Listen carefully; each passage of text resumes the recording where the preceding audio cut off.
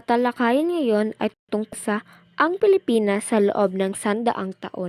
Ang Pilipinas sa loob ng 100 taon ni Jose Rizal ay isang sanaysay na tumatalakay sa kasaysayan ng Pilipinas sa ilalim ng Espanya, ang pagbabago sa kultura at kaisipan ng mga Pilipino at ang mga hula na hinaharap na nagbibigay diin sa pangangailangan ng reforma at kalayaan upang maiwasan ang revolusyon at pagdanak ng dugo, at nagpapakita na ang kabiguan ng kolonya na pamamahala ay maaaring humantong sa pagsasarili.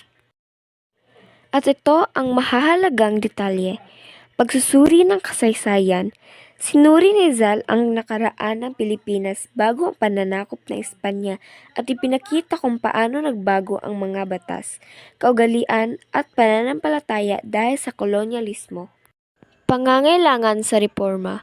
Binigyang diin ni Rizal na mahalaga ang pagbibigay ng reforma, edukasyon at karapatan sa mga Pilipino upang mapanatili ang kapayapaan at maiwasan ang pag-aalsa. Epekto ng kolonyalismo. Nilarawan niya ang pagkawag ng mga katutubong tradisyon, ang pagiging sunod-sunuran ng mga Pilipino at ang hindi pantay na pagtrato sa ilalim ng Kastila. Pag-asa sa kalayaan. Ipinakita ng sanaysay ang paggising ng kamalayan ng mga Pilipino at ang kanilang pagnanais para sa kalayaan, na nagsisilbing paalala na hindi mananatili ang bansa sa ilalim ng dayuhang pamamahala. Paghula sa hinaharap. Nagbibigay siya ng babala na kung hindi magbabago ang Espanya, maaaring humantong sa isang revolusyon ang uhaw sa kalayaan ng mga Pilipino na magdudulot ng digmaan at pagkawala ng kontrol ng Espanya sa Pilipinas. At ito naman ang konklusyon.